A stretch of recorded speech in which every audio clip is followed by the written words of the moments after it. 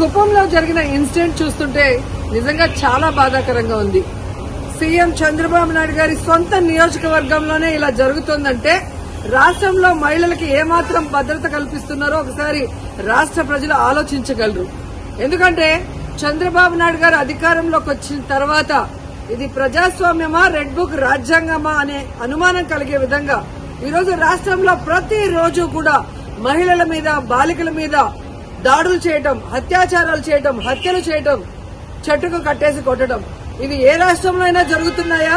ఒక్క ఆంధ్రప్రదేశ్ లోనే జరుగుతుంది అంటే ఇక్కడ చంద్రబాబు నాయుడు గారు గాని, పవన్ కళ్యాణ్ గారు కానివ్వండి, అలాగే హోంమంత్రి అనిత గారు గాని ఎలా నిర్లక్ష్యంగా వ్యవహరిస్తున్నారు, ఎలా మహిళల రక్షణని గాలికి వదిలేశారో అందరికీ అర్థమవుతుంది.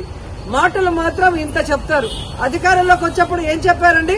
చంద్రబాబు నాయుడు అంటారు, ఎవరైనా ఆడపిల్లల జోలికి వస్తే అదే వాళ్ళకి చివరి రోజు అవుతుంది అన్నారు. మరి మీ సొంత నియోజకవర్గంలో భర్త అప్పు చేశాడని భార్యని చెట్టు కట్టేసి కొడుతుంటే మరి మీరు ఏం చర్యలు చేపట్టారు? ఎక్కడి నుంచి వీళ్ళకి ధైర్యం వచ్చిందని నేను అడుగుతున్నాను. మీ పార్టీకి సంబంధించిన తెలుగుదేశం పార్టీ నాయకుడు ఒకడు ఈ అమ్మాయిని కట్టేసి కొట్టడం నిజం కాదా? మరి అతనికి ఎక్కడి నుంచి ధైర్యం వచ్చింది? కొడుకు ముందర, చిన్న బిడ్డ ముందర అమ్మని కట్టేసి కొట్టారు అంటే ఈరోజు పోలీసులు చూసినా భయం లేదు. అలాగే చంద్రబాబు నాయుడిని, హోంమంత్రిని చూసినా మీ పార్టీ వాళ్ళకి భయం లేకుండా పోయింది. ఎందుకంటే లోకేష్ గారు చెప్పినట్టు ఎవరు ఎంత హింస చేస్తే, ఎవరు ఎంత దాడులు చేస్తే మీ గుడ్ లుక్స్ లో ఉండొచ్చు అన్న ఆలోచనతో రాష్ట్ర వ్యాప్తంగా అరాచక పాలన, అరాచకం సృష్టిస్తూ ముందుకు వెళ్తున్నారు. ఈరోజు సిగ్గుచేటు ఒక మహిళ హోంమంత్రిగా ఉండి కూడా ఈ రాష్ట్రంలో మహిళల పైన జరిగే దాడుల్ని అరికట్టలేకపోతున్నారు అంటే ఆవిడ నిర్లక్ష్యానికి నిదర్శనం కాదా?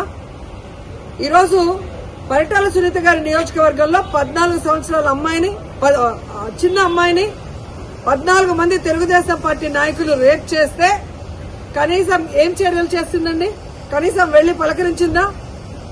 అలాగే అనంతపూర్లో ఒక గిరిజన ఇంటర్మీడియట్ స్టూడెంట్ ని చంపేస్తే పోలీసుల నిర్లక్ష్యం వల్ల అమ్మాయి చనిపోతే అక్కడికి వెళ్లి హోంమంత్రి ఏమైనా చర్యలు చేపట్టిందా?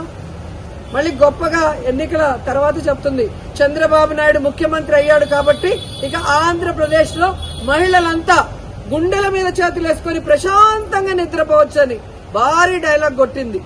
కనీసం కుప్పంలో కూడా మహిళలు ప్రశాంతంగా పడుకునే పరిస్థితి లేకుండా పోయింది. ఈరోజు ఆవిడ సెల్ ఫోన్ లో ఏ విధంగా వీడియో కాల్ చేసి పరామర్శిస్తోందంటే ఈవిడ అహంకారానికి నిదర్శనం కాదని నేను అడుగుతున్నా. హోంమంత్రి అంటే రాష్ట్రంలో మహిళలకి, ప్రజలకి రక్షణ కల్పించాల్సిన బాధ్యత ఉంది. అంతకన్నా ఏమో పనున్నట్టు బిజీ అంటూ ఇంతవరకు ఒక ఇన్సిడెంట్ జరిగితే కూడా పోయి పరామర్శించదు. తప్పు చేసిన వాళ్ళని అరెస్ట్ చేయించాలన్న చిత్తశుద్ధి ఉండదు.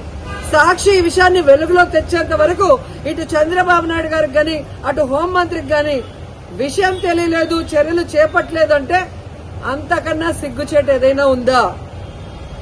సీఎం గాని, డిప్యూటీ సీఎం, హోంమంత్రి టోటల్ ఫెయిల్యూర్ కాదా నేను అడుగుతున్నా. ఇంతవరకు సంవత్సరం అవుతుంది. మహిళల భద్రత గురించి ఏ రోజైనా మీరు ఒక కమిటీని వేసి ముఖ్యమైన నాయకులు దాని మీద డిస్కషన్ చేశారా? మహిళలంటే అంత చిన్న చూపు. ఓట్లు వేసుకోవడానికి మహిళలు కావాలి, కానీ వాళ్ళకి రక్షణ ఇవ్వడానికి, వాళ్ళకి వెల్ఫేర్ చేయడానికి, వాళ్ళని అభివృద్ధిలో తీసుకురావడానికి మాత్రం వాళ్ళు మనుషులుగా మీకు పరిగణలో తీసుకోరు. ఇప్పటికైనా చంద్రబాబు నాయుడు గారు, పవన్ కళ్యాణ్ గారు, లోకేష్ గారు, అనిత గారు రెడ్ బుక్ రాజ్యాంగాన్ని పక్కన పెట్టి ముందు ఆడపిల్లకి రక్షణ కల్పించాల్సిన బాధ్యత తీసుకోండి. తప్పు చేసిన వాడు తెలుగుదేశం వాడైనా శిక్షించడానికి ప్రయత్నించండి. అంతేగాని టీవీల ముందు కూర్చొని చంద్రబాబు నాయుడు చెప్పాడు కదా అని జగన్మోహన్ రెడ్డి గారిని, భారతమ్మని తిట్టడానికి, సాక్షి మీద కేసులు పెట్టడానికి టైం ఉన్న హోంమంత్రి గారికి నేరస్తుల్ని శిక్షించడానికి టైం లేదని అడుగుతున్నాం.